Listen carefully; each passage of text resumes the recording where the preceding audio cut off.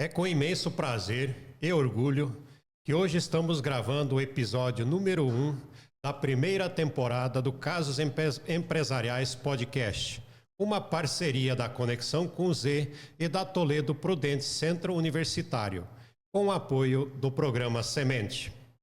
Cumprimento aos nossos ilustres convidados, parceiros e a toda a nossa audiência por estarem engajados conosco neste projeto. Sou Wilson Kunze, idealizador do projeto Conexão com Z, e estarei conduzindo os episódios do Casos Empresariais Podcast, um espaço que, além de propiciar a troca de ideias e conhecimentos sobre os casos do livro Casos Empresariais, a tomada de decisão na prática, é um espaço de aprendizagem e aperfeiçoamento contínuo, principalmente para professores e estudantes do ensino superior e também para profissionais que atuam em cargos de gestão dentro dos mais variados nichos organizacionais. A cada novo episódio, um caso será abordado, onde iremos discutir principalmente questões relacionadas ao comportamento humano em ambiente organizacional. Agradeço ao Igor Toledo, que está aqui ao meu lado, por acreditar no potencial do projeto, e também ao Diego William, da agência Kender, que está aqui conosco na sala, pela confiança e parceria. Obrigado também à galera aí que está cuidando da condução dos trabalhos técnicos. Vitor, obrigado aí pela contribuição aí. Muito obrigado a cada um de vocês.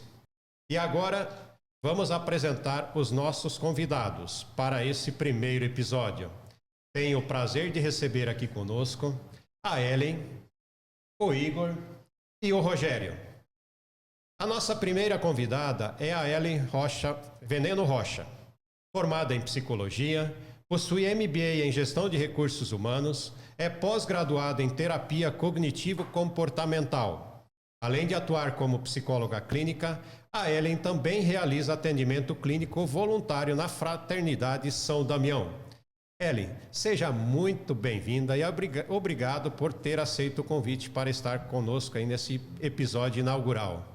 Eu que agradeço, obrigada, é um prazer estar com vocês. Vamos fazer uma troca bem legal aqui hoje, né?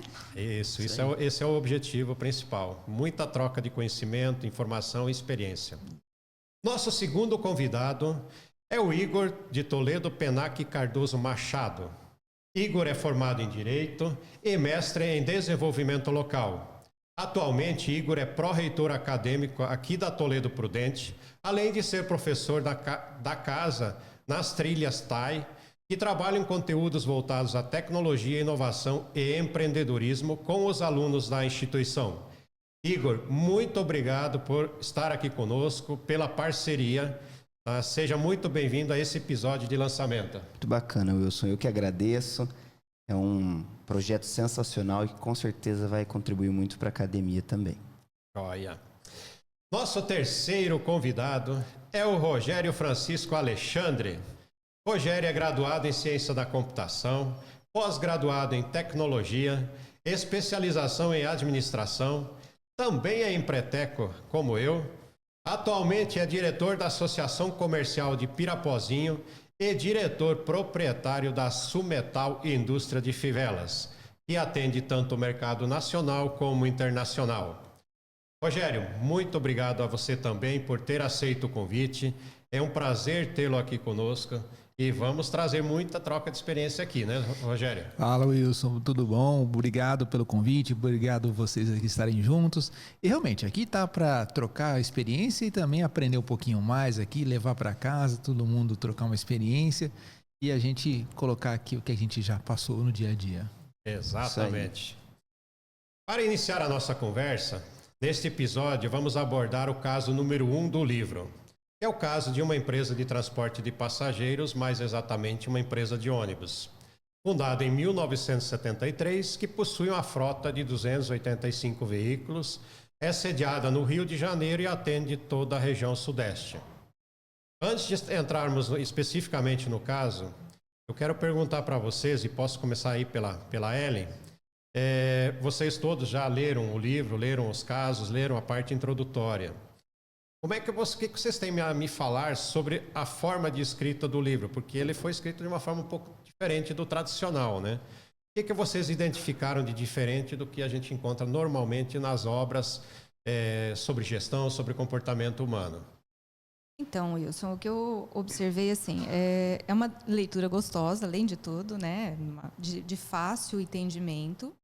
Não é nada muito técnico que você tem que ficar, né? Pesquisando. Mas, principalmente, porque como você não dá o final dos casos, né? As pessoas têm que cada uma vai tirar a sua própria conclusão e tem que levantar hipóteses para trazer isso, né? Qual seria a melhor forma. Só que cada um pode ter a sua melhor forma. Então, é isso que a gente vai aprender, né? Legal. Rogério, complementar? Eu acho sensacional. É como cada história fosse uma reunião de empreendedores. Um chegou e falou assim, eu fiquei sabendo de uma história assim, assim, assado, né? E o cara tá tentando resolver o problema. E quando você tá com empreendedores, cada um dá a sua opinião, fala como é que faria, tá? Até lembro, não sei se você lembra lá de um programa chamado Você Decide, né? Como você decide o final de cada história. Sim. Né? E cada empreendedor tem sua visão, sua experiência. Eu acho que é legal que cada um dá um destino diferente para aquilo que você viu em cada história. Sensacional. O processo de decisão, dependendo das experiências e da visão de cada um, ele vai enviesar para um lado ou para o outro. Então, eu gosto muito dessa técnica que foi utilizada na escrita, principalmente para usar em sala de aula, e eu uso, né? O Wilson já participou de algumas aulas nesse sentido, porque eu não envieso o meu aluno. Pelo contrário, eu faço com que ele use ali o grupo que ele está para desenvolver a tomada de decisão e me dar uma solução. Não existe uma solução certa e uma solução errada, né? Existe o que ele quer fazer e o que a equipe vai tomar de decisão. Então, acho muito interessante para a academia e para qualquer empresário que queira fazer e acompanhar o livro. Emendando uma pergunta nisso, Igor, a gente conversou aí sobre essa dinâmica que você faz com seus alunos e você me citou algo que outros professores que utilizam o livro também já me citaram. É a questão das divergências, né? Nem sempre você chega num consenso dentro de um grupo ali de 4, 5, 6 pessoas, né? Então há divergências. Então, às vezes, para você concluir o caso, você faz uma espécie de votação pela maioria, né? Isso. Pode falar um pouquinho mais como é que está sendo isso? Claro, claro. Na semana, 15 dias atrás do dia da gravação hoje, nós aplicamos o livro em sala de aula e os alunos apresentaram. E é engraçado que fica nítido, quando eles estão apresentando, que não houve uma concordância 100%. Né? Quando nós falamos de pessoas, é muito imprevisível. Né? Se eu pegar esse celular e jogar ele na água, eu sei que ele vai afundar. Se eu pegar isopor e jogar na água, eu sei que vai boiar. Agora, se eu jogar o Rogério na água, eu não sei se ele vai afundar, se ele vai boiar, se ele vai nadar, se ele vai sair, me pegar e me jogar na água. Então é muito engraçado isso. E os alunos, eles deixam muito claro isso em apresentações, que há divergências, e principalmente quando fala do olhar do empresário e o olhar do funcionário. Eu percebi que quando eu juntava esses dois públicos e tinha essa tomada de decisão, cada um queria defender o seu lado. E às vezes aqui tem realmente isso, mas é muito interessante porque mostra realmente que cada um tem a sua vivência, cada um tem a sua experiência, e isso que vai embasar a tomada de decisão no final das contas. Exatamente. E eu acredito assim, o importante é que ele permite essa prática da reflexão, de decidir e analisar quais os caminhos possíveis.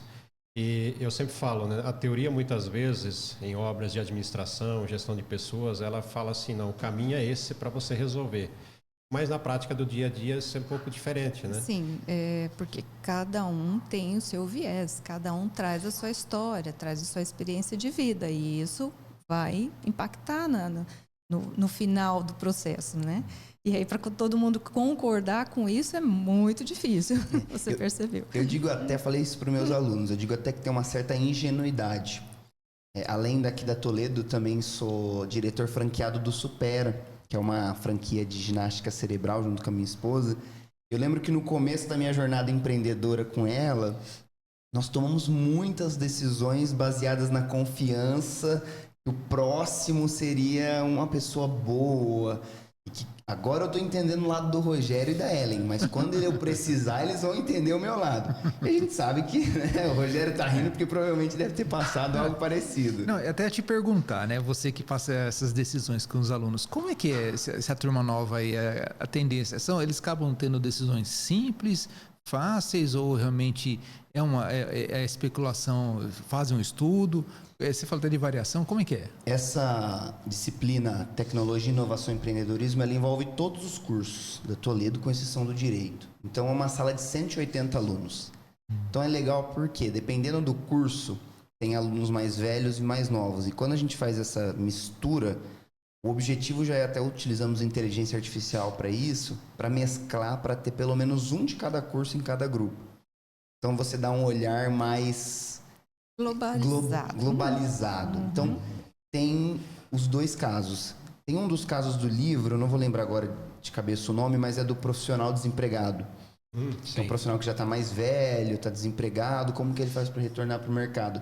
E foi interessante porque tinha uma pessoa no grupo mais velha, que não estava necessariamente no momento de desemprego, mas ela falou assim, pô, eu vejo muito o que esse cara está passando, eu entendo agora a preocupação do mercado. Então, ela consegue passar para os alunos. Mas eu vejo que muitos, principalmente os que estão vindo do ensino médio para o primeiro ano da faculdade, envelheceram 2 meses, né? Não estão tão mais maduros assim, e tem um pouquinho de ingenuidade e, às vezes, dificuldade de ver o olhar da outra pessoa. Isso existe bastante. Aí, voltando a pergunta para o Wilson. E você, Wilson, que já teve tanta gente falando aí, como é que foi a diferença de respostas de cada capítulo? Cara, eu falo assim, não existe uma resposta correta, né, única. Existem sim várias possibilidades, porque que nem a Ellen falou, né, existem diversos fatores, vem desde as crenças que cada um tem, existe a cultura que cada profissional traz de casa, existe a questão da cultura organizacional, então existe uma enormidade de fatores envolvidos, né, existe a questão do emocional que cada um consegue suportar, né. E aqui eu já emendo para falar um outro negócio, tá super bacana, né? A Toledo, nesse projeto, quando a gente propôs essa parceria com a Toledo, ela tem um parceiro, o Igor vai poder falar mais fortemente disso, tá? Que é um parceiro que tem um programa educacional muito forte para trabalhar a questão do perfil e das competências de cada estudante, de cada profissional que atua aqui dentro. E aí esse mapeamento que eles fazem, essa solução, ela consegue identificar onde você precisa melhorar, onde você está bem, onde você está super bem. Então essa ferramenta é muito legal, é do projeto Semente. E assim, de novo, a realidade do mercado não tem uma solução única. Vai depender dessa enormidade de fatores envolvidos. E assim, a ideia de nós escrevermos o caso sem uma solução pronta é justamente para não induzir um determinado caminho. É as pessoas trocarem ideia com os seus familiares, com seus amigos, olharem dentro da empresa, como é que a empresa trabalha isso. Porque eu entendo assim, a gente tem muitas vezes conflitos dentro das empresas, porque você imagina, um trabalhador, ele trabalhou numa empresa, ele saiu dessa e foi para outra. Ele fala, cara, mas aqui está errado. Será que está errado? Depende muito da cultura interna de cada empresa, de como é que você resolve cada situação, né? E aí, Igor, se você quiser até falar um pouquinho da sua experiência desse projeto que vocês estão trabalhando no projeto Semente, né? Programa Semente. Claro. E é algo que a gente pretende realmente incorporar nessa parceria aí do Casos Empresariais. Eu acho que é legal, cabe aí uma referência a isso, né? Eu trouxe até aqui uma colinha para mostrar para a Ellen e para o Rogério.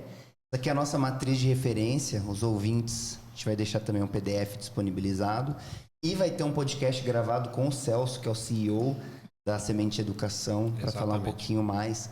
Ele divide basicamente em 5 fatores, em 5 grandes famílias: autogestão, abertura ao novo, modulação emocional, engajamento com os outros e amabilidade. E dentro dessa grande família tem várias habilidades socioemocionais. E é interessante que a gente consegue perceber como que o aluno está hoje, como que o professor está hoje, que é uma ferramenta que a gente usa tanto para aluno como para professor. E conseguir se desenvolver. A habilidade socioemocional é um estado, né? Não é um ser. Exato. Então, às vezes, eu estou um pouco mais focado, minha filha acabou de nascer, eu estou dormindo um pouquinho menos, tô com o foco um pouco abaixo, né? Mas tô com uma abertura ao novo muito grande, porque é tudo novo, tudo está acontecendo pela primeira vez. Então vai depender muito do estado que a pessoa está. Então isso é muito interessante para a gente conseguir, primeiro, identificar como que o nosso aluno chega na faculdade, chega, né, no ensino superior, como que a gente vai direcionar e principalmente como que nós estamos fazendo ano a ano para que ele saia com essas competências de forma mais robusta. A gente sabe que hoje o profissional ele é contratado pelo técnico, mas demitido pelo socioemocional, né? Demitido pelas soft skills. Então esse é um trabalho de realmente não só de manutenção do emprego, mas de realmente para que ele tenha essa profissionalização e olhe para uma parte do ensino que não está sendo observada atualmente. Isso ele vai levar para a vida toda, né? A gente tô observando aí, são coisas que ele vai usar o tempo todo, não só na empresa. É um autoconhecimento total, Exatamente. né? Exato. De saber as possibilidades que ele tem e os limites também. E tentar aprender com esses limites e saber regular mesmo. Muito legal. Exato. E às vezes ele acha que eu não consigo realizar meus sonhos por conta que me falta foco. Quando ele faz essa análise, na verdade não é foco, falta curiosidade. Ele é focado, só que ele não é curioso o suficiente para descobrir uma nova solução ou ir atrás de um novo elemento. Então, isso até está muito ligado com o que o Rogério acabou de perguntar, né? A curiosidade vai variar muito de acordo com a resposta que o aluno der. Se ele tiver muita curiosidade, a resposta você vai perceber que ela é um pouco mais ampla. Observou outros detalhes externos que não estão no livro. E alguns não vão ter tanta curiosidade, vão dar uma resposta só que o livro traz, ele mais vai limitada, só se né? Exatamente. Ele acaba ficando... Falta a busca de informações. Exato. Isso que nós temos na internet, né? Exatamente. Mas buscar ali tudo para você até levar para um profissional e falar, levantei tudo isso, qual que é melhor? E agora, né? Saber filtrar o que é importante. Exato.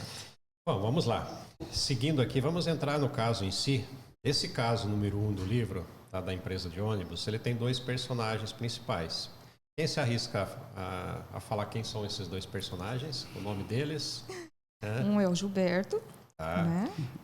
Você quer falar dele? Vamos falar do Gilberto um pouquinho, né? O Gilberto é um sujeito que tem 36 anos, é casado, tem um casal de filhos, é o gerente de operações, né? Está na empresa há exatos 1 ano e 3 meses, graduado em administração, pós-graduado em operações e serviços, possui experiência com empresas de transporte de grãos, minérios e vários outros setores, inclusive combustíveis, né, perigosos e inflamáveis. A contratação de Gilberto ela foi feita, na verdade, né, com base na recomendação de um empresário, amigo do dono da empresa de ônibus. Aqui já vem uma questão que depois a gente pode estar comentando, né? Essa questão da recomendação, amigo do dono e aí vai, né? Que disse tratar-se de um profissional com vasta base de conhecimentos e capacidade técnica para identificar falhas nos processos e propor soluções com foco na melhora dos índices de eficiência e redução dos custos da operação. A recomendação inicial, né, foi recomendar Gilberto como consultor. Esse é outro item que a gente pode discutir. Mas, na verdade, ele não acabou sendo contratado como consultor, ele foi contratado como gerente de operações. Como a empresa não tinha, na verdade, uma pessoa específica para cuidar desse setor operacional, né, ele acabou sendo contratado dessa forma. Também foi negociada a moradia e veículo por conta da empresa. Aqui uma outra questão. Hoje, nos dias atuais, ainda é viável contratar funcionários, dar moradia, dar veículo por conta da empresa? Quais os impactos disso para o negócio? De lá para cá, desde a contratação de Gilberto, o resultado do trabalho se reflete com uma pequena melhora no índice de frotas rodando, ou seja, está aquém do esperado. E a manutenção preventiva também está abaixo do que a empresa considera ideal. Nesse sentido, a gente acho que pode começar aqui falando de Gilberto, que é um dos personagens principais. Essa primeira questão dele ter sido, por exemplo, contratado não como consultor, mas como já um gerente de operações. Como é que vocês veem isso? Quem teve, de repente, alguma experiência para contribuir? E uma pessoa que tem uma atuação profissional e acaba sendo contratada, de repente, com outra função. Talvez a Toledo aqui, algum professor que foi contratado que não tinha tanta experiência. Olha, Primeira coisa é o QI, né? O QI indica. Isso é bem complicado. Também. Eu particularmente não gosto muito nem de fazer indicações, porque depois a culpa cai para quem indicou, né? Se a pessoa não é competente o suficiente. E nem de quando vem uma indicação, não, essa pessoa é boa, pode contratar. Né? A gente sempre toma cuidado com isso. Mas já aconteceu sim. E muito por questão, né? A Toledo é uma empresa familiar e na época que meu avô estava vivo, ele gostava muito de ajudar as pessoas e às vezes ele fazia isso. Deixa eu pegar você para te ajudar. E a pessoa era eletricista, mas ele colocava como pedreiro, por exemplo, para ajudar a pessoa naquele momento, porque talvez como eletricista não tinha alguma vaga aberta aqui. E a gente percebia que, na verdade, apesar da boa intenção, isso acabava trazendo problemas, porque a pessoa não era capacitada, a pessoa tomava decisões ruins, faziam, às vezes, algumas obras que tinham que ser refeitas na instituição. Então, acaba gerando um custo maior. Então, talvez seria melhor ter esperado um pouquinho e contratado num momento melhor ou levado essa pessoa para outro lugar, do que contratar ela numa vaga que ela não tem a capacidade, né, técnica para aquilo, porque também, apesar do comportamental ser importante, o técnico precisa ter, né, competência técnica. Então isso acaba atrapalhando um pouquinho a operação e atrasando, eu acho, né? Acaba atrasando um pouco o andar da carruagem, vamos dizer assim. Sim. Eu agora vou falar da necessidade do empresário. A primeira coisa que ele procura é achar um profissional pronto, né?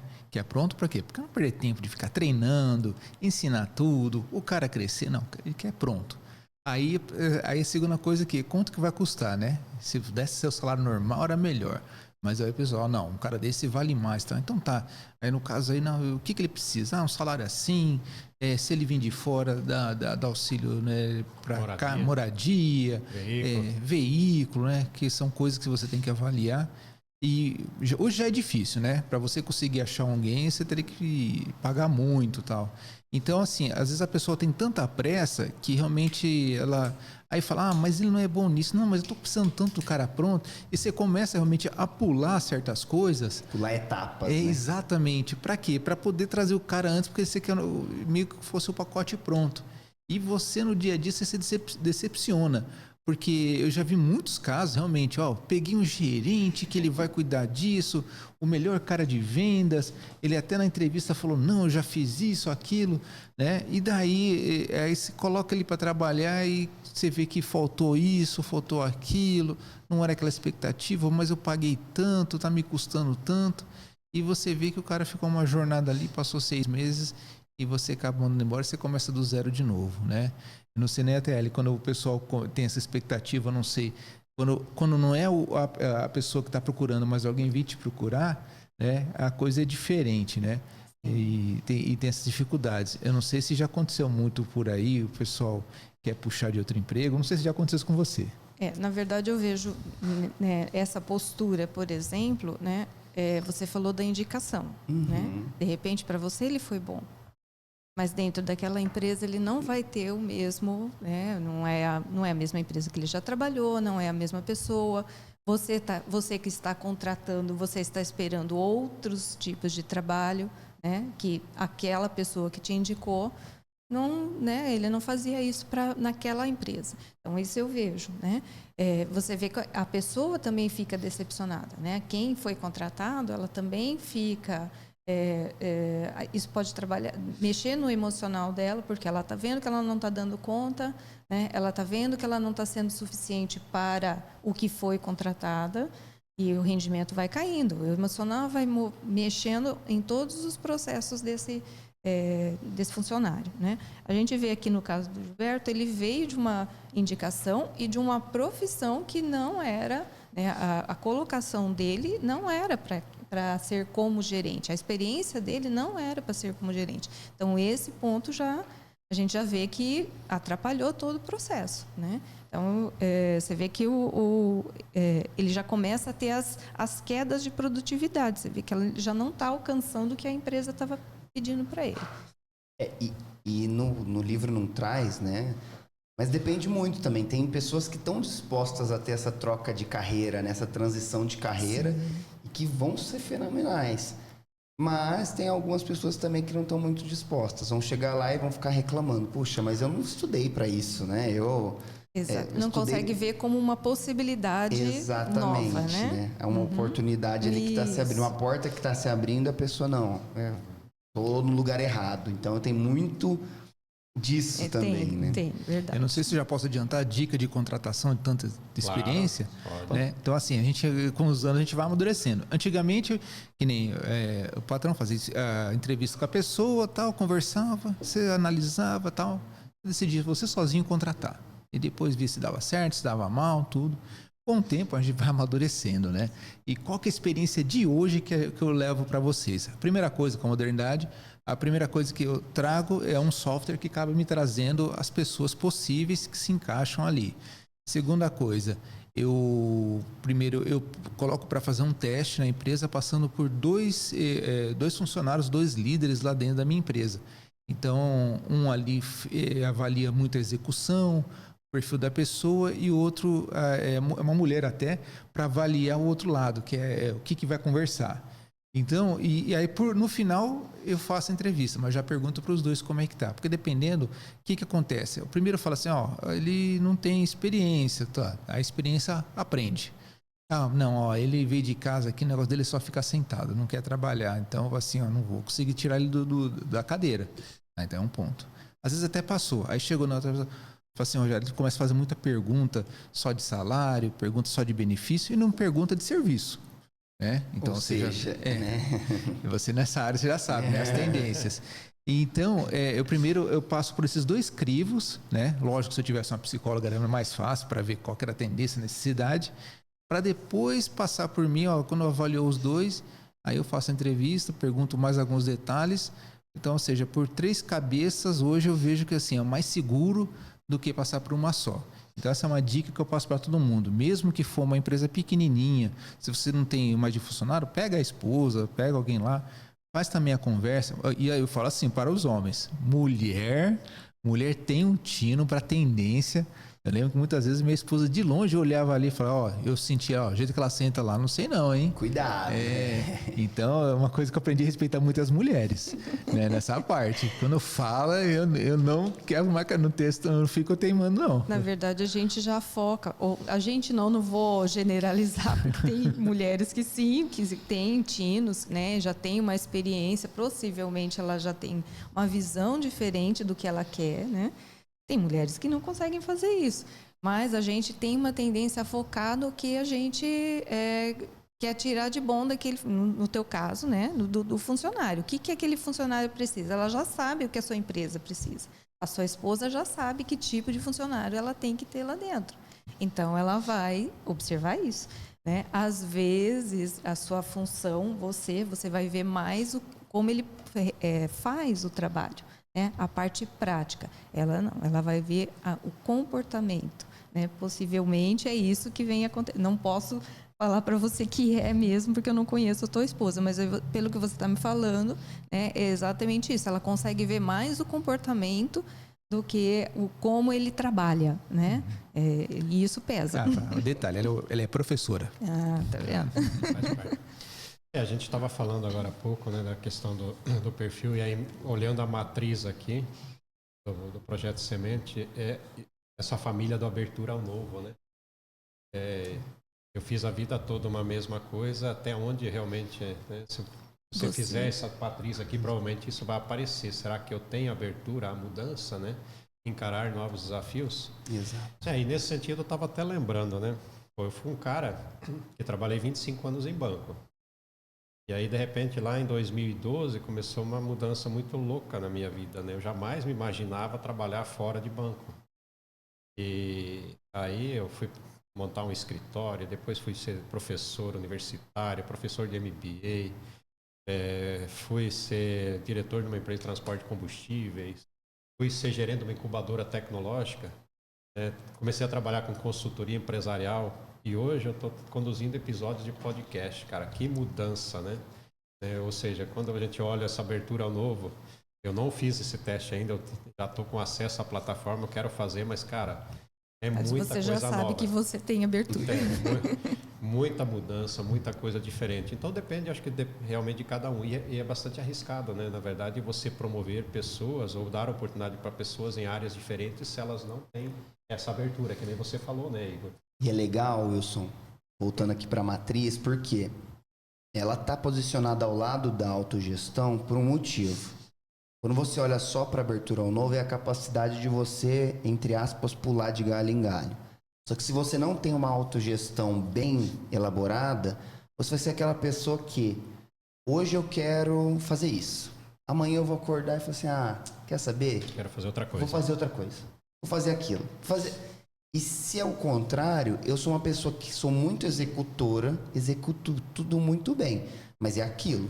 Eu não consigo pensar em uma coisa nova, eu não consigo abrir uma nova oportunidade, eu não consigo mudar a minha forma de ser, nada disso. Então, as duas, elas têm que estar sempre muito bem dosadas. E a gente até chama isso de rigidez cognitiva. Exatamente. Né? Que a pessoa acaba sendo, ela só consegue funcionar daquela forma, ela não consegue perceber que ela tem outras possibilidades, né? As nomenclaturas que são usadas aqui, Ellen, elas na verdade são adaptadas pelo programa Semente, né, pela Semente Educação, mas o modelo dos 5 fatores, ele é bem conhecido, sim, né? Sim. Então, fica à vontade para fazer as suas contribuições. Bom, vamos lá. Como é que é o nome do segundo personagem? Primeiro Gilberto, o segundo é o... Derlindo. Derlindo. Esse cara deve ser lindo, né, gente?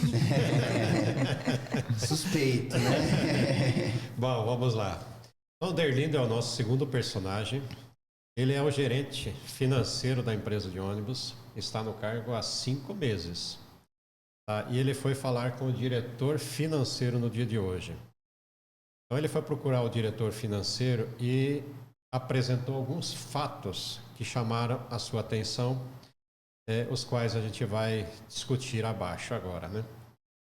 A primeira questão é a empresa. Tá? A gente sabe que no mercado, muitas vezes, no final do ano, ali entre novembro e dezembro, as empresas têm que pagar o 13º salário. E a empresa de ônibus, ela fez um levantamento e ela chegou num consenso de que se ela pegasse os vencimentos ali de novembro e dezembro e jogasse isso um pouco para frente, tá? Ela conseguiria pagar o 13º sem recorrer a um capital de giro bancário, tá? Então ela pegou esses valores que iam vencer, principalmente os valores mais elevados, que iam vencer em novembro e dezembro, e jogou lá para o primeiro trimestre do ano seguinte, né? Isso foi devidamente formalizado e negociado com cada fornecedor, com cada oficina.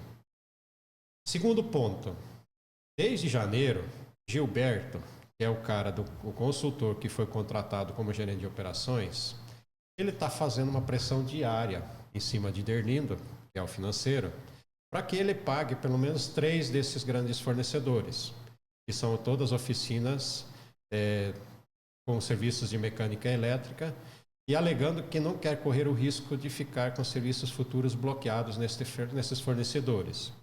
Mas o engraçado nisso tudo é assim, cara, nenhuma dessas oficinas veio falar com Derlindo que precisava receber antecipado.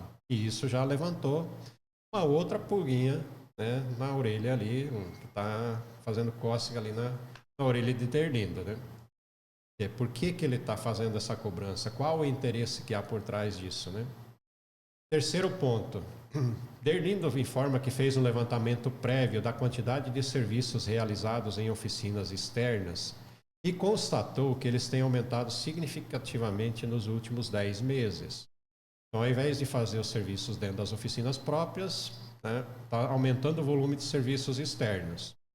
Além do fato de que o custo cobrado pelas peças é significativamente maior do que a própria empresa paga quando compra diretamente dos fornecedores, ou seja, há um indício de superfaturamento. Quarto, ao conversar informalmente com 2 mecânicos da própria empresa, Derlindo ouviu que eles não entendem o motivo de tantos serviços serem feitos externamente, afinal de contas a empresa tem toda a infraestrutura e mão de obra para fazê-los internamente. E aí tem outro detalhe, né? O coordenador da oficina, que foi contratado por indicação de Gilberto, dificulta ao máximo a execução de serviços mais complexos e, obviamente, mais caros em oficinas próprias, né? Direcionando tudo para oficinas externas. alegando serem necessárias máquinas e equipamentos específicos para essas intervenções. Porém, a empresa tem esse maquinário. Quinto, outra situação é que os mesmos mecânicos comentaram achar estranho ninguém olhar a reincidência de serviço nos mesmos veículos já consertados nas oficinas externas. Derlindo, ele fez um levantamento e ele constatou que metade dos veículos consertados em algum momento lá atrás, em 6 meses voltam para as mesmas oficinas para fazer os mesmos serviços. Ou seja, há uma reincidência muito grande, né, quando a gente fala de 50% dos veículos voltarem. E aí eu lembro até de a gente estava conversando antes de iniciar o podcast aqui, de uma situação que o Igor está passando na sua vida particular, com o veículo também. Eu falo, cara, é complicado, né? Sexto, Derlindo desconfia que há um desvio de conduta, pois existem oficinas no mercado que, para captarem clientes, isso aqui eu não estou inventando a roda, tá, gente? Isso aqui eu trabalhei numa empresa de transporte de cargas e é muito comum as oficinas autoelétricas, borracharias pagarem comissão para os serviços que são encaminhados para elas, tá? E essas comissões chegam normalmente aí até 20, 25% do valor total dos serviços. E aqui esse item já casa com o item 2 lá atrás, né? Quer dizer, essa questão do direcionamento, possível direcionamento de serviços. Como as comissões costumam ser pagas somente, isso aqui é o item 7, como as comissões costumam ser pagas somente após a quitação dos valores, Derlindo suspeita que esse seja o motivo principal para a pressão de Gilberto, pedindo o pagamento antecipado o mais rápido possível. E aí a gente agora parte para falar um pouquinho, vamos tentar desmistificar esses tópicos todos aqui. E aí a primeira pergunta que eu faço para vocês, o que vocês acham dessa questão do Gilberto estar fazendo a pressão aí diária? Vocês acreditam que isso faz sentido? Será que Derlindo está viajando na maionese? Ou será que ele tem aí Porque existe uma questão, ele está há poucos meses. Aqui a gente não tem uma informação, isso é comum a gente não trazer muitas vezes de propósito, da experiência de Derlindo. Mas aparentemente ele é um cara que tem bastante experiência para ele já ter identificado todo esse perfil. Essa cadeia, né? Toda essa cadeia de ocorrências, estando há 5 meses na empresa, né? O que vocês acham aí? Será que há conluio, não há conluio? O que vocês já presenciaram na vida de vocês, né? Eu lembro até de um fato interessante que eu vou inclusive pedir para o Rogério compartilhar com a gente. E é uma história que ele mesmo presenciou, né, quando a gente fala dessa questão de comissões, né? É algo realmente muito comum no mercado, mas nada melhor do que a gente ouvir um relato real, né, realmente acontecido. Não, isso é verdade. Uma coisa que eu aprendi ali, que eu tive esse cuidado de sempre, eu acabei deixando o departamento de compras para mim, né? Quase que 95% eu que cuido ali. Porque eu já tinha já vi essas histórias acontecerem e tal. Eu falei, não, como é ligado a dinheiro, eu sempre cuidei disso aí.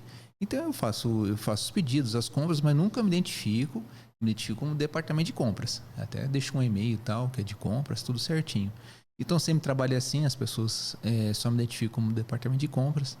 E um fornecedor até que novo entrou em contato, oferecendo um produto, até era uma matéria-prima raiz nossa lá. E querendo entrar, não, vamos ver aqui o produto, não é um produto bom, tal. Pedi a análise, vi que não era boa, tudo. Eu sou uma pessoa educada, né? Então eu falo, vamos avaliar, vamos ver, né? Eu não falo não, eu falo, vamos ver, vamos lá avaliar, vai que uma hora precisa, né? Já aconteceu emergências que você não fala não, mas uma hora que você precisa, você vai lá correr atrás, me ajuda, que aqui o outro me deixou na mão. Então eu deixo a coisa legal. E essa pessoa foi insistindo, não, vamos lá, tal. Eu falei, vamos ver mais pra frente aí, quem sabe? Eu acho que porque eu falei o quem sabe, né? Aí o cara falou, vamos fazer o seguinte, me coloca aí como fornecedor de vocês, porque faz o seguinte, aí você só não fala do valor, eu aumento o meu valor aqui, e daí quando fizer a compra, eu te passo uma comissão para você receber aí, né?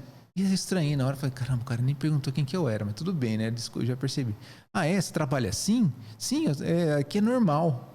Eu me assustei, né? Falei, pô, isso aqui não é para mim, né? Ele falou assim, então tá bom, ó, que legal, assim, eu só vou ver aqui porque tem a questão de qualidade, mas muito obrigado.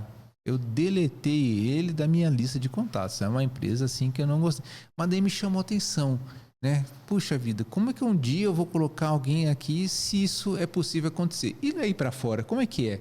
Né? Porque eu sei que existem pessoas que são honestas, que foi de criação, e tem os necessitados estão precisando de dinheiro a mais além do salário que podem correr com isso, né?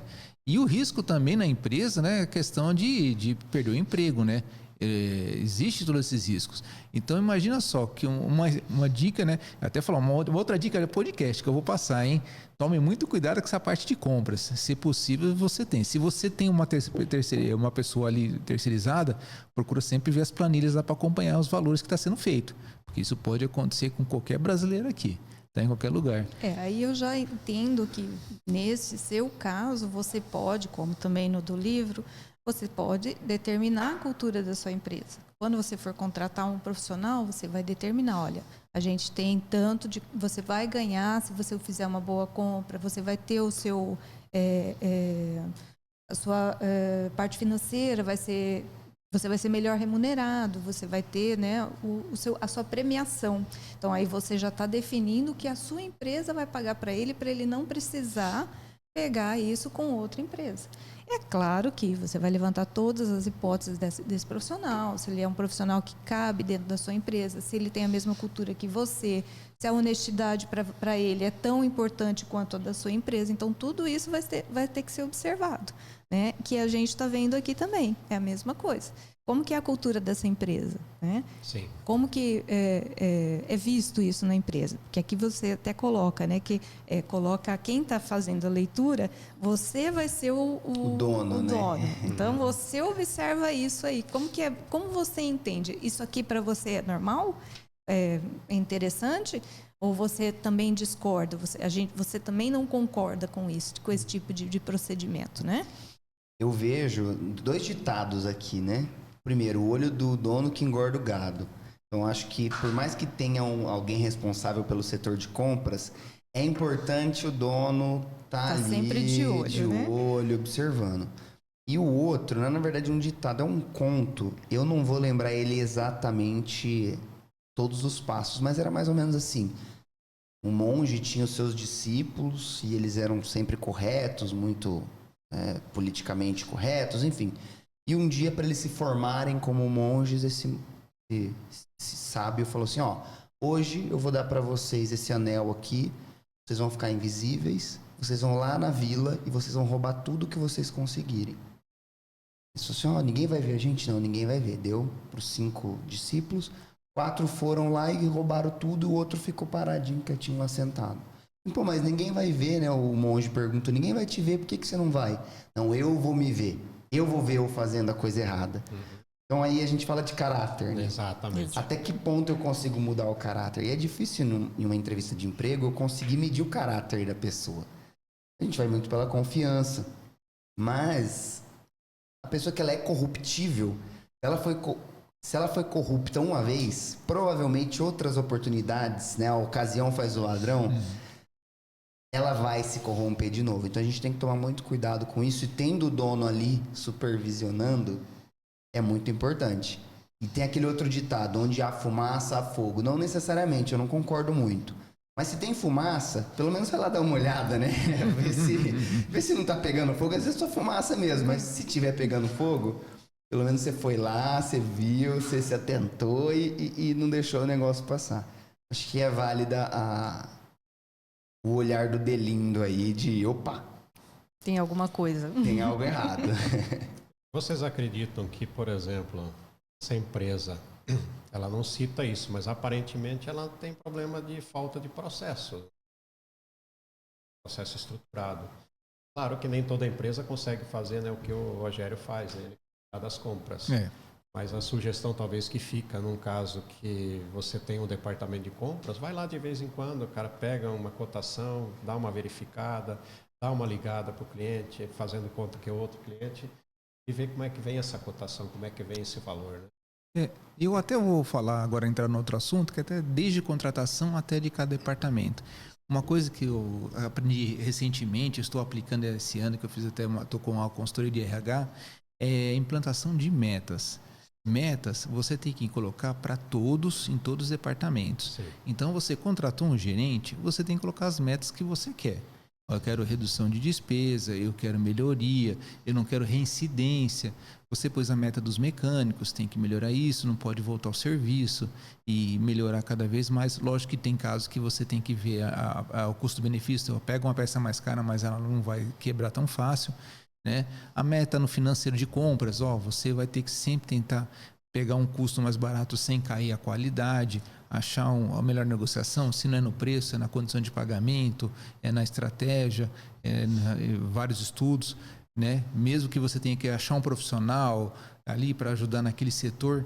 Então, aí eu já vou falar da questão do patrão mesmo, que desde a contratação de todos, do Gilberto, da visão de todos os funcionários aí, do Derlindo, questão de colocar mais de uma meta para cada um, que eu acho que isso ajudaria tanto nesses pequenos desvios, nessas situações, e até na situação que eu passei também, e pode acontecer com qualquer um, que é você saber cada vez mais colocar e ver se as pessoas estão cumprindo, né? Porque daí, que nem você põe meta de despesa, de custo, aí você... E nesse caso aqui, isso que você está falando faz todo sentido. E, aparentemente, o Gilberto foi contratado com uma meta, mas ninguém olha Ninguém cobrou. isso, né? O papel aceita tudo, né? Jogou, né? Jogou o cara ali, Faz. passou um ano e pouco, um ano e 15, um ano e 3 meses, né? Passou esse tempo e agora, quer dizer, que Derlindo chegou e que levantou algumas situações estranhas. Que é né? novo, um funcionário novo. E levantou umas situações Então, para estranhas. ele. Então, aparentemente, falta isso, né? Isso. Questão de processo, de metas, né? De acompanhamento. Na verdade, desde a contratação, você já percebe, desde a contratação do Gilberto, depois, posteriormente, o Gilberto contrata também o gerente da mecânica, né? O coordenador de mecânica, quer dizer, ele também. Né? Então, quer dizer, onde estão os processos? Exato. Né? Exatamente. E daí cai na história de Alice no País das Maravilhas, todo mundo já escutou, né? Se você não der meta, é aquela história, né? Alice pergunta pro gato, para onde que eu vou? Onde você quer ir, né? Alice, não sei, então qualquer lugar serve. Sim. Então, contratou o Gilberto, então não deu meta para ele, então qualquer coisa que ele fizer serve, né? Então, por isso que você tem que dar realmente metas, parâmetros e metas ali para todos os seus colaboradores, para você falar, a empresa quer que você vá para essa direção, para esse segmento, né? E uma coisa que eu nunca tinha notado, que realmente as pessoas, todas precisam de direcionamento, né? Sim. Eu não sei nessa parte cognitiva, acho que todo mundo precisa disso. Senão fica tudo muito perdido, né? É a mesma coisa que você já colocou, né? O monge, por exemplo, deu um objetivo para eles, né? Eles tiveram quem vai cumprir, aí vai do seu interno, né? Como você vai lidar com exatamente, aquilo, né? como você vê aquela meta. O que eu vou fazer para alcançá-la, né? Como eu vou chegar até ela. Então, todo mundo precisa ter. Mas a maioria, principalmente aqui, a gente está vendo, né? Ou para em um dos sistemas só. Uma né? grande acaba família, parando. né? Isso, Exato. não, e assim, acaba parando, né? Por exemplo, tem foco, como você disse, mas não tem a sua própria autogestão. Como que ela faz? Como que é esse foco para ela? Então, isso tudo vai ficando falho. Então, é necessário esse autoconhecimento, para tentar englobar tudo, tentar se encaixar dentro do que foi proposto, né? E as metas a gente tem que tomar cuidado também. Porque é o que o Rogério falou. Tem que colocar meta, mas tem que acompanhar. Sim. Porque se colocar meta, às vezes o Gilberto. Às vezes o Gilberto, ele até tinha uma meta lá, mas ninguém nunca me cobrou. Ele falou assim, eu acho que essa meta tá aqui mais para ter, né? Então, vou fazer o meu aqui, vou, né, garantir o meu e tá tudo bem. Então, tem que tomar cuidado com meta. Eu digo até que às vezes é melhor não ter meta do que ter uma meta e a meta não ser acompanhada, porque senão você tira um pouquinho da credibilidade daquela meta. Sim. Mas é importantíssimo definir realmente a direção. E não adianta realmente você dar a meta e não acompanhar, né? Isso é óbvio, né? Eu queria que você falasse um pouco mais dessa questão que o Igor abordou agora há pouco, relacionada ao caráter. Eu também, da mesma forma que o Igor, eu já presenciei situações de pessoas, por exemplo, cometeram algum furto, né, ou um roubo. Isso aconteceu em algumas situações dentro do banco que eu acompanhei. E essas pessoas saíram, foram para outras empresas e realmente tiveram reincidência. Uma pessoa consegue mudar essa questão do caráter? Você como psicólogo, o que a experiência fala? Como é que essa pessoa enxerga o ato de cara pegar o que não é meu? Normalmente, isso já vem lá de criança, né? Você já tem que ter uma família que te dê experiências do que é seu e do que não é seu.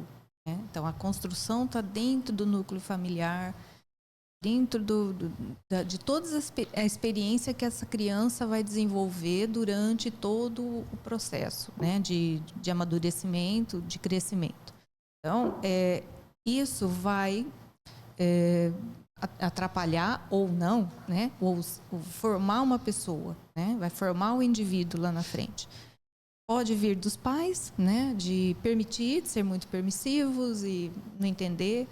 Pode ser um transtorno, que é, né? O que é um transtorno? Um transtorno não tem cura, é algo que já envolve muitas situações na família, no interno dessa criança. Então, ela pode já estar desenvolvendo, por exemplo, o transtorno opositor, que é aquela criança que ela não obedece aos pais de jeito nenhum. Né? Ela não consegue. Os pais, a família, para ela, ela é sempre no opositor mesmo. Ela se põe em oposição aos pais. Então, isso tem que ser tratado quando criança, né? Com remédios, com terapia, para que não seja prejudicial lá na frente, para se ter um controle. Não uma cura, né? E pode ser um TDAH, né? Também. Então, existem vários transtornos que podem chegar a isso. É possível consertar? Vamos dizer assim, né? É possível você tentar ir com a terapia, né? Mostrando para essa pessoa os pontos em que ela pode estar fazendo as mudanças e ela conseguir ver que ela só vai perder, né? As perdas que ela vai ter se ela mantiver nesse ritmo. Né?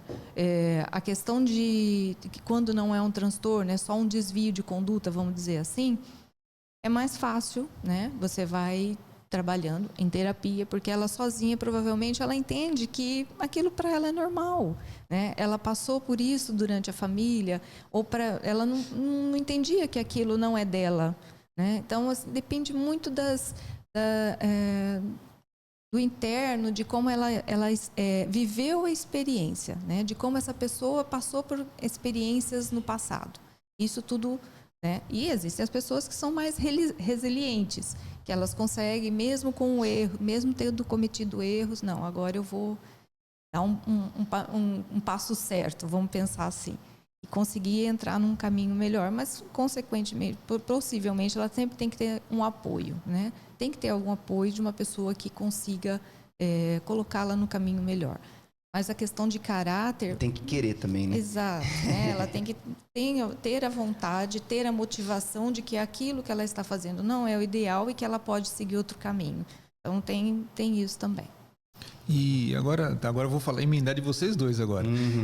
Falando sobre dificuldades, e você também falou sobre a questão de sempre estar acompanhando as metas, aí chega o grande detalhe. Você acompanhou as metas e encontrou várias dificuldades. Desde o perfil da pessoa que sente dificuldades, mesmo ela querendo se esforçar, ou dificuldades pessoais, e você querendo, às vezes, resolver como é que fazer isso. Aí onde que entra, que nem o Wilson trabalha, consultorias. Você pode ter vários setores ali e você pode precisar de ajuda. Você identifica qual que é maior, né? Eu preciso de algo financeiro, né? Procura uma pessoa. Eu preciso de algo jurídico, procura uma pessoa. Eu preciso trabalhar minha equipe, procura.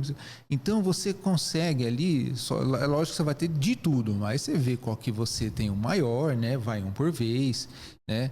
Tem alguns que você pode procurar algo gratuito, como algumas dificuldades de procedimento de fornecedor, que o fornecedor faz sem cobrar nada, né? E aí onde que a empresa acaba crescendo bastante, o comércio, o dia a dia. não custa perguntar, né? Eu tô que nem muitos empresários conhecem o Wilson. Wilson, eu tô com dificuldade aqui, eu não sei o que eu tô errando financeiramente. Lógico que o Wilson não vai trazer dinheiro. Te dou dinheiro. Né? Mas vai falar assim, peraí, vamos, então você faz o seguinte, levanta isso, aquilo, né? Aqui na Toledo tem essas empresas júnior. Eu estava até falando aqui, eu tenho uma experiência que em 2008 eu usei empresa júnior aqui. Legal. E eu estava para falir. E a empresa júnior me ajudou em questão de custos e encontrou, porque eu sou indústria. Que bacana. E a indústria tinha, assim, você tem N pontos, situações, você não sabia se estava dando lucro, prejuízo. E a gente pegou, na época, eu chamo TCC, né? Pegou uma equipe de alunos, foram lá e contaram peça, e foram pegar matéria-prima, e me perguntaram, montaram assim, uma baita de uma planilha Excel enorme lá. E me forneceram e falaram, Rogério, você ganha dinheiro nisso, você perde dinheiro nisso, dinheiro daqui acaba indo para o outro, você tem que corrigir esse preço ou você parar de trabalhar com isso para você fazer. Quando eu vi isso, eu falei, nossa, agora eu sei para onde que eu vou. Né? Você passou a ter um rumo, né? E achei o meu rumo, né? E eu trabalhei aquela planilha e até hoje eu trabalho. Legal. Porque a indústria, quando você tem, você não sabe, às vezes, se está ganhando, se não está, porque não é igual o comércio que você compra, você sabe qual que é o seu lucro ali, o teu lucro está pagando suas despesas. A indústria foi o mais complexo. E foi até uma equipe de 3 alunos, assim, até hoje sou grato para muito sobre isso. Né? E, então, assim, não tenha medo de perguntar para as pessoas, com as pessoas corretas, né?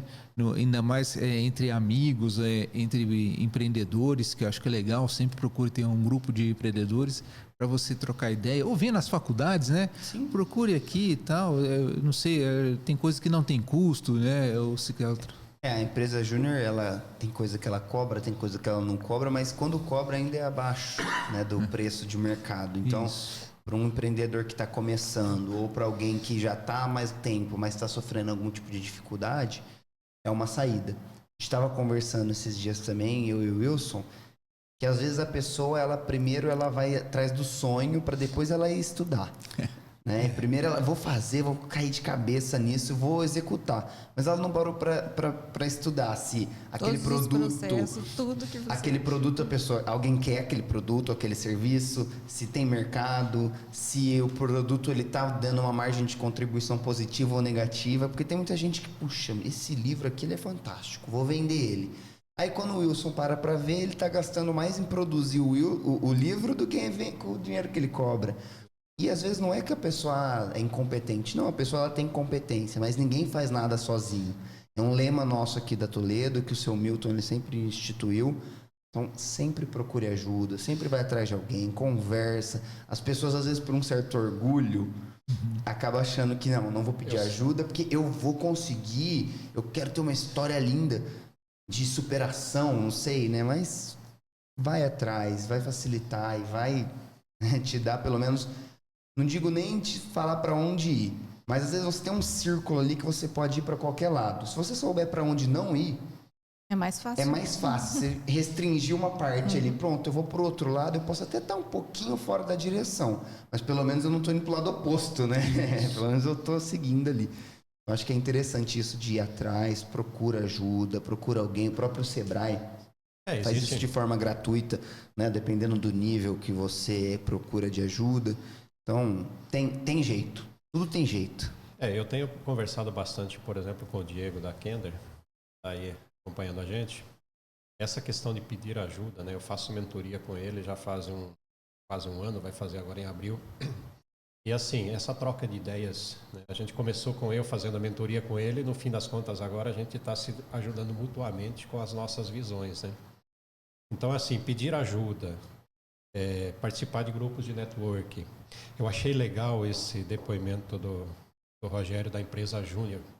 Eu acho que assim, a gente ainda vê algumas instituições não valorizando muito as empresas júniores ou não criam empresas júniores, né? Mas ela tem um papel fundamental para ajudar os pequenos negócios, para quem de repente está com dificuldade. Sebrae é uma alternativa. Existem tantos caminhos hoje para você buscar ajuda. Eu acho que o orgulho de falar, cara, eu não vou pedir ajuda, isso é o maior pecado que você pode cometer com o seu negócio. Mas eu vejo né? também, mais do lado da psicologia, às vezes as pessoas têm medo de pedir ajuda. Não parece orgulho, mas eu acho que vem mais pro lado do medo. Do medo, pode Às ser. vezes já receberam muitos nãos, né? E aí, não, eu vou lá e a pessoa não vai concordar com o que eu estou colocando, ou a pessoa, né, vai me dar um outro não e eu não estou pronto para receber outro não. Então, tem algumas coisas que eu acho que são alguns vieses, né, que a gente fala. Né? E... Se a gente olhar aqui na matriz, né, das competências, temos a modulação emocional e um dos é a modulação do medo, né? Então, às vezes a pessoa tá com aquele medo que paralisa, né? Seja um medo de ser julgada, de falar assim, puxa vida, vão falar que eu tô andando mal aqui, né? O que vão pensar de mim? Ou o medo de receber um não, né? O medo de ser rejeitado, né? Isso. A aprovação social é E aí algo que todo mundo quer, a gente vê muita coisa disso nos videozinhos de Instagram, né? Tá com medo, mas vai com medo mesmo. É isso mesmo. Infelizmente, é assim que as coisas funcionam. Porque se você não conseguir controlar esse medo, você não vai conseguir dar o próximo passo.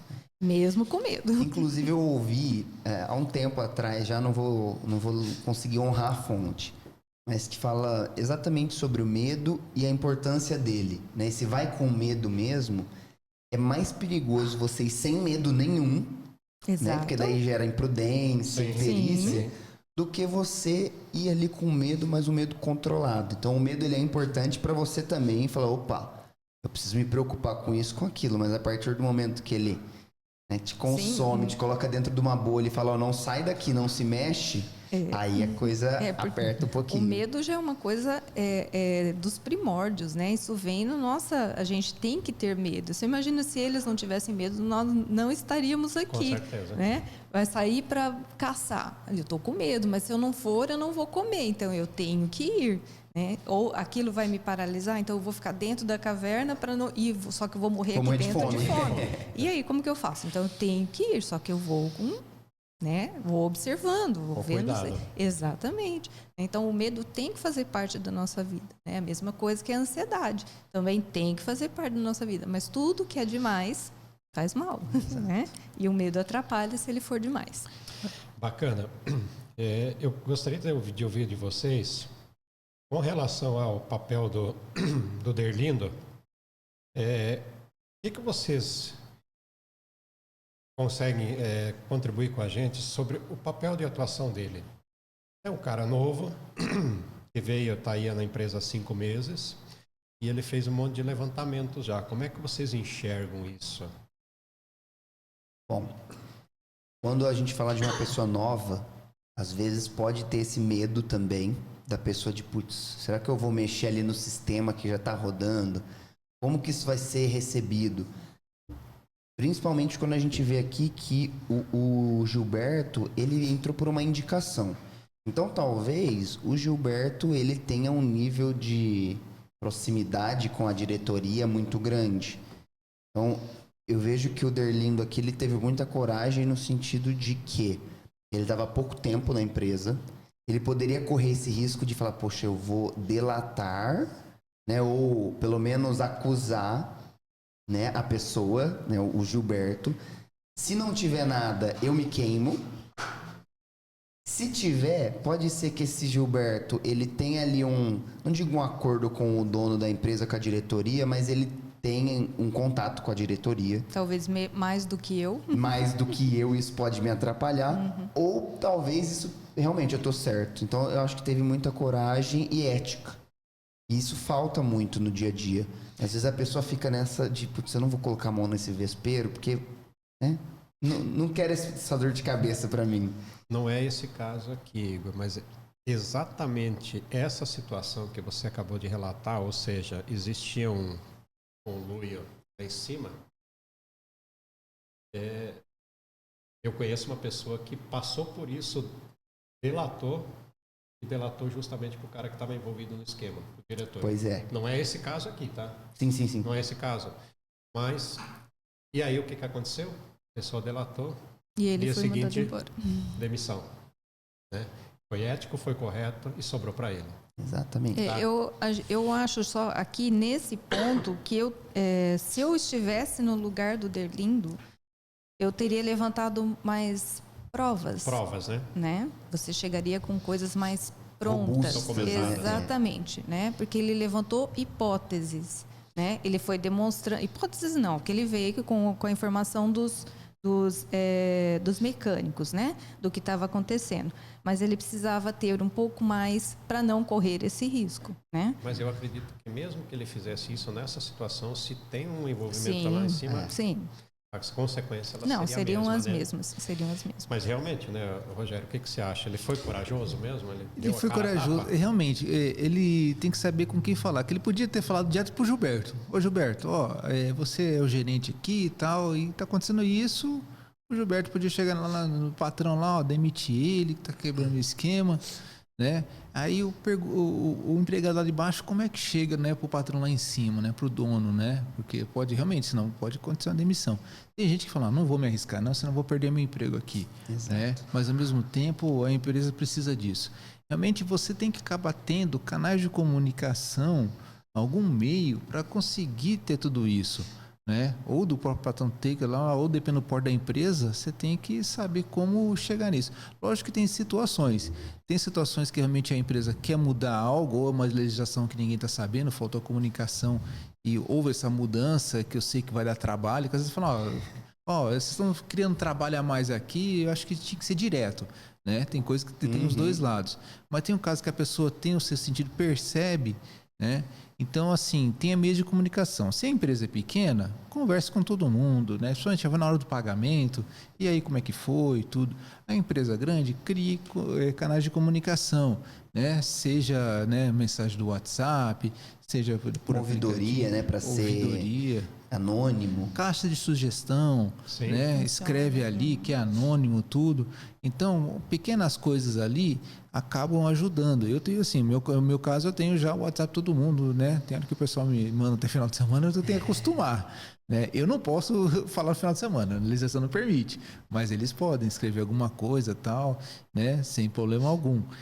Mas só que também tem várias situações. Se a pessoa, vamos falar, tem vários níveis lá, tem que ter algumas ferramentas, né? E essas caixas de sugestões tem que chegar ao patrão lá em cima, né? Ou ter uma pessoa confiável, um departamento ali que passe e faça tudo, ou ver algum problema que ninguém está enxergando, né? Seja até sei lá, estrutural, qualquer coisa que ninguém saiba, perceba, ou alguma coisa está incomodando, até para melhorar. Então tem que ter ferramentas ali.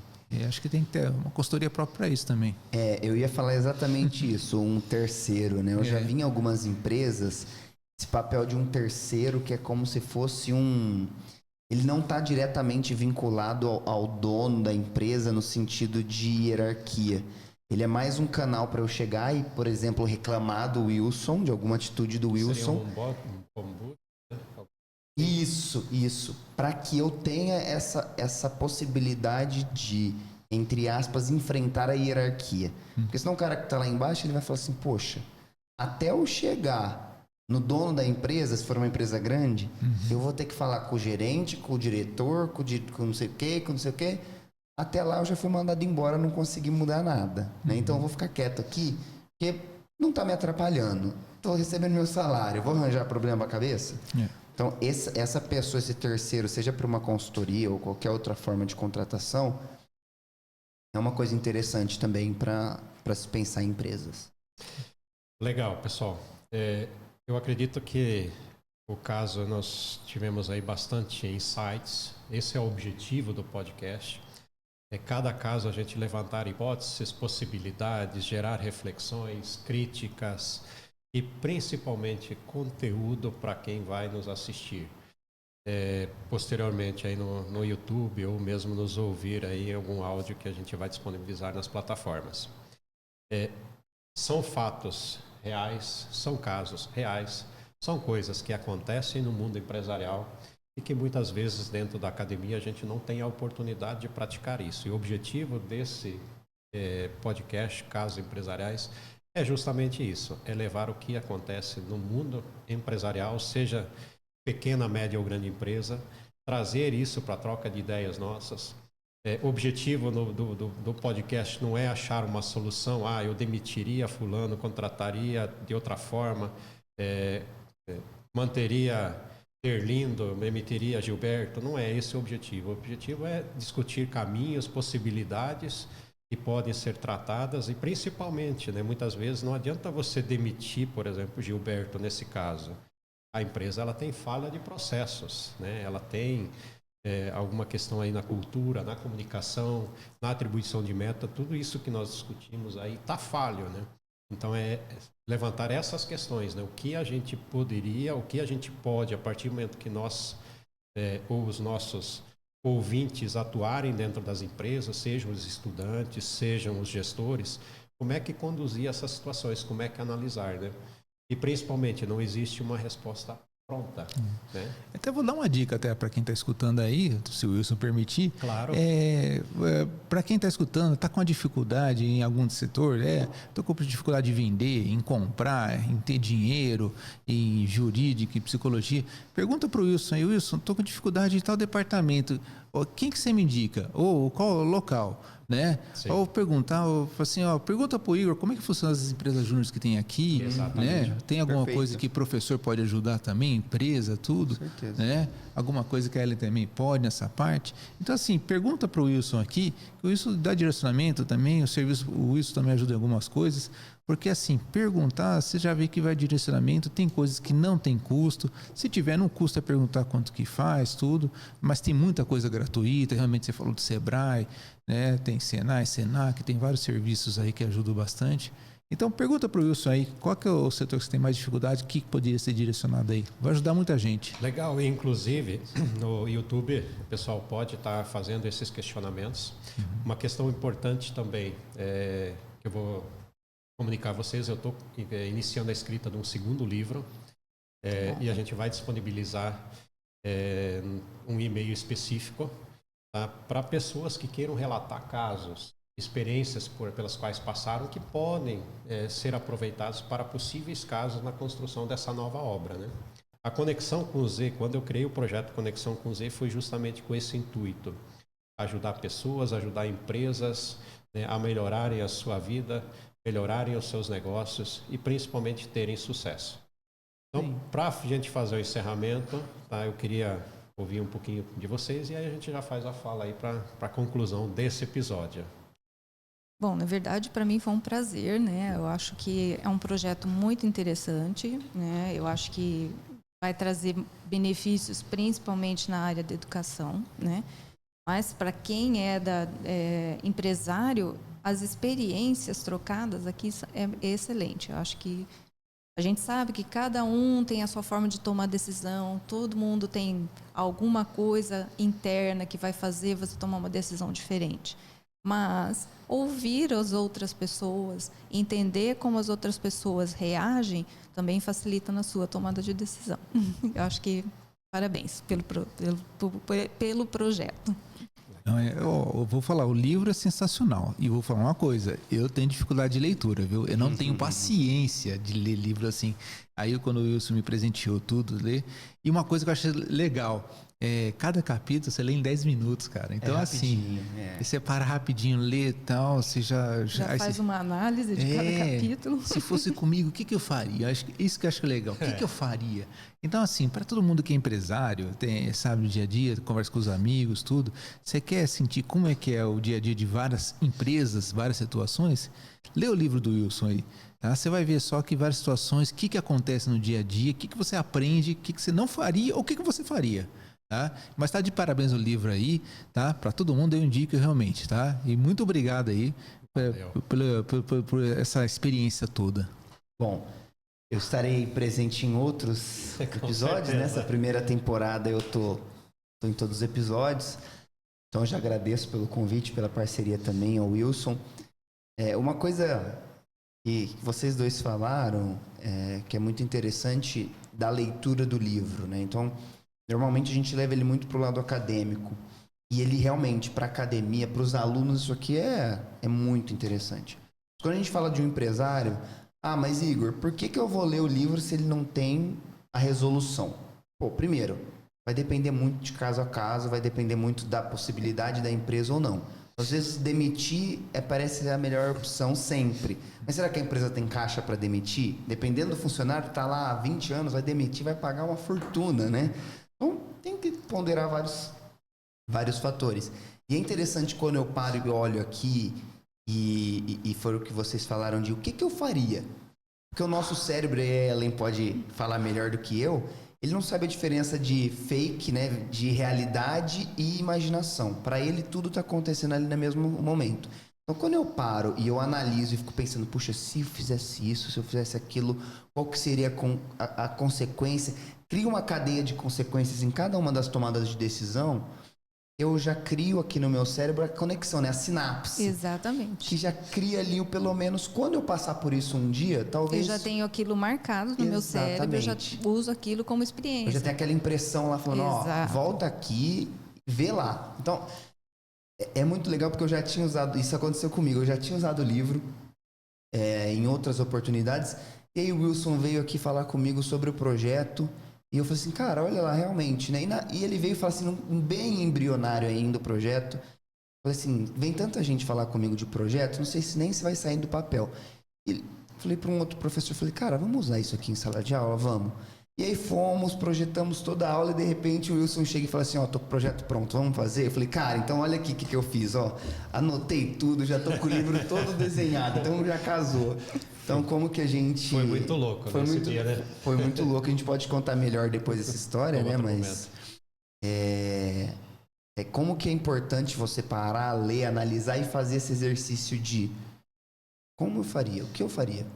Então isso já é um baita de um estudo, já é praticamente um MBA que você faz aqui. Exatamente.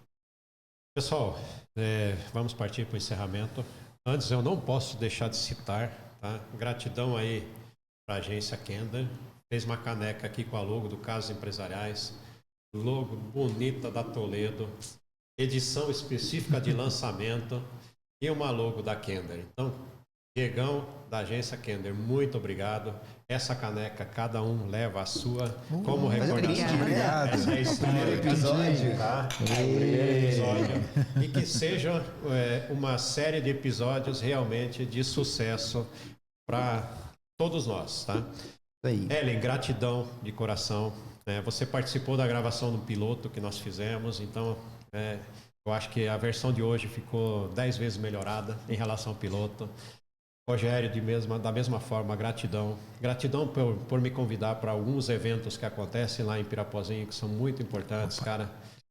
É fantástico. Parceiraço que eu conheci aí durante essa jornada, da mesma forma a Ellen.